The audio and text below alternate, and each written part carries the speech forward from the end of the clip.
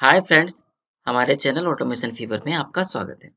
आज की इस वीडियो लेक्चर में हम एक छोटे से प्रोजेक्ट पे काम करेंगे जिसमें एक डायनामिक रेंज पर हम एक छोटी सी पिवोट टेबल बनाना सीखेंगे। हमारे पास डेटा नाम की सीट में सेल्स का डेटा है जिसमें डिफरेंट डिफरेंट रीजन का डेटा है। हम एक पिवोट टेबल बनाएंगे जिसमें रीजन के अकॉर्डिंग टोटल सेल कितनी हुई है उसकी एक हम पिवोट टेबल बनाएंगे। उसका कोड अभी मैंने लिख के रखा हुआ है। अगर मैं क्रिएट पिवोट टेबल पे क्लिक करूं एक पिवोट टेबल बनी है छोटी सी जिसमें रीजन के अकॉर्डिंग टोटल सेल्स कितनी हुई है वो हमारी पिवोट टेबल में शो हो रही है। चलिए स्टार्ट करते हैं और एक डायनेमिक रेंज पर पिवोट टेबल क्रिएट करना सीखते हैं। चलते हैं वीपी एडिटर में। जब भी हम कोई पिवोट टेबल बनाते हैं तो हमें एक पिवोट कैसे की जरूरत होती है। एक्सेल में जब कोई पिवोट टेबल बनाते हैं तो पिवोट कैसे एक्सेल ऑटोमेटिकली बना लेता है, पर हम अगर कोड के द्वारा कोई पिवोट टेबल क्रिएट करेंगे तो हमें पिवोट कैसे अपने आप बनानी होगी। और जो हम पिवोट कैसे बनाएंगे उसका रेफरेंस हम एक वेरिएबल में स्टोर कराएंगे जो कि पिवोट कैसे टाइप का होगा। उसके लिए एक वेरिएबल हमें डिक्लेयर करना होगा। कर लेते हैं, लिखते हैं डिम, वेरिएबल का नाम रख लेते हैं pvtcache और इसका डेटा टाइप रहेगा हमारा पिवोट कैसे टाइप का ये वेरिएबल होने वाला है। अब जो हमारा पिवोट कैसे होता है वो बनाते हैं। उसके लिए हम देते हैं सबसे पहले किस वर्कबुक पर हमें पिवोट कैसे बनाना है। तो वो होगा हमारा ये जो वर्कबुक है जिसमें हम काम कर रहे हैं इसी के लिए बनाएंगे। तो हम लिखते हैं this workbook dot pivot cases dot हमें क्या करना है क्रिएट। अब इसके आगे हमें इसके कुछ पैरामीटर पास करने हैं जिसमें सबसे पहले हमें देना है सोर्स टाइप, मतलब हम जो पिवोट टेबल आगे बनाएंगे उसका सोर्स क्या रहेगा। हम जो एक्सेल की हमारी फाइल है उसको यूज करने वाले हैं तो इसलिए हम देंगे यहाँ पर एक्सेल डेटाबेस। तो हम लिख लेते हैं SOURC source type equal to excel database. उसके आगे हमें देना है सोर्स डेटा। जो सोर्स डेटा होगा हमारा वो क्या होगा, तो सोर्स डेटा ये सेल्स वाला डेटा होगा जो कि हमारी रेंज है A1 से लगा के H913 तक। और क्योंकि हमें रेंज डायनेमिक रखनी है तो यहाँ पर हम करंट रीजन का यूज करेंगे। और हमारी डेटा वाली जो सीट है इसका डोमेन नेम है सीट1, तो हम यूज कर सकते हैं sheet one dot range A1 dot current region dot address. और जो भी ये पिवोट कैसे क्रिएट होगी इसका रेफरेंस हम एक वेरिएबल में स्टोर करा लेते हैं जो कि हमने बनाया है pvt कैसे के नाम से।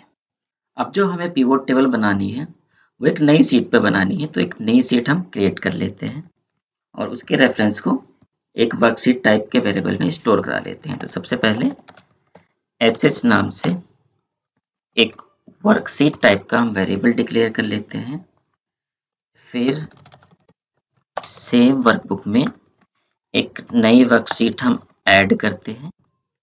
इसके रेफरेंस को हम sh नाम के वेरिएबल में स्टोर करा लेते हैं और जो हमारी नई सीट बनेगी उसका नेम हम कर देते हैं रिपोर्ट। चलिए अब पिवोट कैसे का यूज करके एक पिवोट टेबल बनाते हैं और पिवोट टेबल के रेफरेंस को भी हमें एक वेरिएबल में स्टोर कराना है। इसके लिए एक पिवोट टेबल टाइप का वेरिएबल डिक्लेयर कर लेते हैं। इसके लिए लिखते हैं हम dim pivot table h pivot table object और अब कराते हैं एक पिवोट टेबल क्रिएट। तो उसके लिए हम देंगे अपना पिवोट कैसे कौन सा है, वो है हमारा पिवोट कैसे नाम के वेरिएबल में डॉट क्रिएट पिवोट टेबल। अब इसके अंदर पहला जो हमारा पैरामीटर है इसमें हमें देनी है टेबल की डेस्टिनेशन। तो टेबल की डेस्टिनेशन क्या रहेगी, जो भी नई सीट बनेगी उसके A3 सेल से हम इसको क्रिएट कराते हैं। तो यहाँ हम दे सकते हैं sh नई सीट डॉट रेंज A3 और जो दूसरा पैरामीटर है इसमें हमें देनी है इस टेबल का, जो ये टेबल बनेगी पिवोट टेबल, इसका नाम क्या रखना है, इसका रख लेते हैं हम सेल्स पिवोट के नाम से। और जो भी ये पिवोट टेबल बनने वाली है इसके रेफरेंस को हम एक वेरिएबल में स्टोर करा लेते हैं, जो कि हमारा है पीवीटी टेबल के नाम से।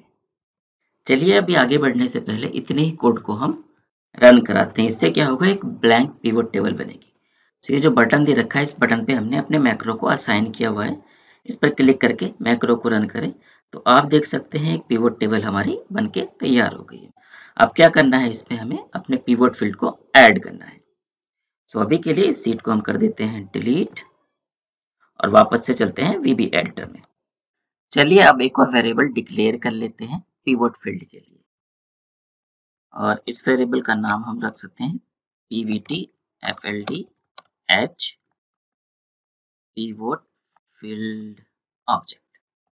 और पिवट टेबल से पिवट फील्ड हम गेट करने के लिए लिखते हैं, पिवट टेबल कौन सी है हमारी, डॉट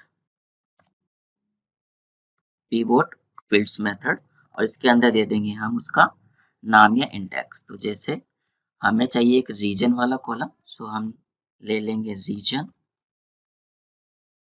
सो रीजन वाला कॉलम पिवट टेबल से हमें गेट हो जाएगा, और इसके रेफरेंस को हम जो एक हमने पिवट फील्ड एफएलडी नाम से पीवीटी एफएलडी नाम से वेरिएबल बनाया है, इसमें कर लेते हैं स्टोर। अब ये जो फील्ड है हमारा, इसको हमें रो में ऐड करना है या कॉलम में। इसके लिए हम देंगे पीवीटी फील्ड मतलब पिवट फील्ड डॉट ओरिएंटेशन, और यहाँ पर हम इसको कॉलम में ऐड करना चाहते हैं डेटा में या रो में, यहाँ पर हम सेलेक्ट कर सकते हैं। तो जैसे हमें इसको रो में ऐड करना है तो हम दे देंगे एक्सेल रो फील्ड। यहाँ पर एक फील्ड तो हमने अपने पिवट टेबल में ऐड कर लिया, एक और चाहिए होगा हमें, जो कि होगा टोटल के लिए, और इसको हमें डेटा में ऐड करना है, और इस पे कैलकुलेशन भी हमें करनी है कि इसका सम होना चाहिए।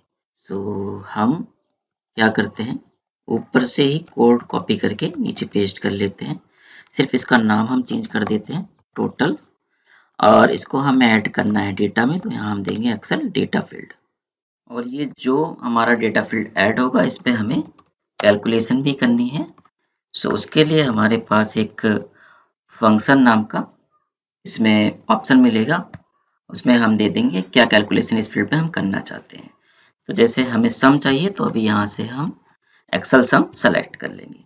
अभी सेव करके अगर मैं अपने मैक्रो को रन करूँ, सो हमारी एक पिवट टेबल बन गई है, जिसमें रीजन के अकॉर्डिंग उनकी सेल का सम शो हो रहा है। अब यहाँ पर एक चीज़ और चाहिए होगी, हमारे जो रीजन है उसके जो कॉलम का नेम है रो लेबल्स आ रहा है। तो अगर हम इसके डिजाइन में जाके इस पिवट टेबल का लेआउट अगर टैबुलर कर दे तो इसका नाम आने लगता है। यही हमें अब वीबी में करना है। तो इस सीट को कर देते हैं डिलीट, वापस से चलते हैं वीबी एडिटर में, और पिवट टेबल का लेआउट चेंज करने के लिए हम लिखते हैं कौन सी पिवट टेबल है, dot row axis layout space, और यहाँ पर हमें कौन से लेआउट चाहिए, हमें चाहिए एक्सेल टेबुलर रो। हम सेलेक्ट करेंगे, एक्सेल की सीट में जाएंगे, मैक्रो रन करेंगे। तो देखिए हमारी पिवट टेबल बनके तैयार है। सो एक छोटी सी पिवट टेबल बनाना तो हमने सीख लिया, मगर आपको इसमें अगर कॉलम्स ऐड करने हो, मतलब कॉलम्स में आपने मान लीजिए प्रोडक्ट्स रखने हैं, तो हम क्या करते हैं ड्रैग एंड ड्रॉप करके यहाँ पर तो इजीली ऐसे डाल देते हैं। पर अगर आपको यही वीबीए से करना हो तो एक और पिवट फील्ड ऐड करना होगा, और उसको आपको कॉलम में ऐड करना होगा। तो चलिए करते हैं, उसको देखते हैं। अभी के लिए हम क्या करते हैं, इस सीट को कर देते हैं डिलीट, वीबी एडिटर में आते हैं, और जो हमने एक फील्ड ऊपर क्रिएट किया था उसी को हम नीचे कॉपी करके पेस्ट कर देते हैं, और कॉलम का नाम ले लेते हैं जो हमें फील्ड का रखना है, तो वो हमारा है प्रोडक्ट। सो यहाँ आके दे देते हैं प्रोडक्ट, और इसको हमें कहाँ पे रखना है, कॉलम में, तो यहाँ पर हम दे देंगे एक्सेल कॉलम फील्ड। बाकी कुछ नहीं करना है, एक्सेल की सीट पे आके मैक्रो रन करें तो देखो इस बार जो पिवट टेबल क्रिएट हुई है उसमें रीजन रो में और जो प्रोडक्ट है वो कॉलम में शो हो रहे हैं। सो दोस्तों आज के लिए इतना ही। हमने कोशिश की है कि बहुत इजी लैंग्वेज में पिवट टेबल आप कैसे बना सकते हैं वो आपको सिखाएं। अभी बहुत ब्रीफ में इसके बारे में हमने बताया है। अभी हमने एडवांस वीबीए स्टार्ट किया है, उसमें पिवट टेबल आएगी तो बहुत ज़्यादा डिटेल में इसको हम कवर करने वाले हैं। सो दोस्तों, आपको हमारी ये वीडियो कैसी लगी कमेंट में हमको ज़रूर बताइएगा। इस वीडियो को लाइक कीजिए और अगर अभी तक आपने हमारे चैनल को सब्सक्राइब नहीं किया है तो इसको सब्सक्राइब ज़रूर कर लीजिएगा। मिलते हैं नेक्स्ट वीडियो में। बाय।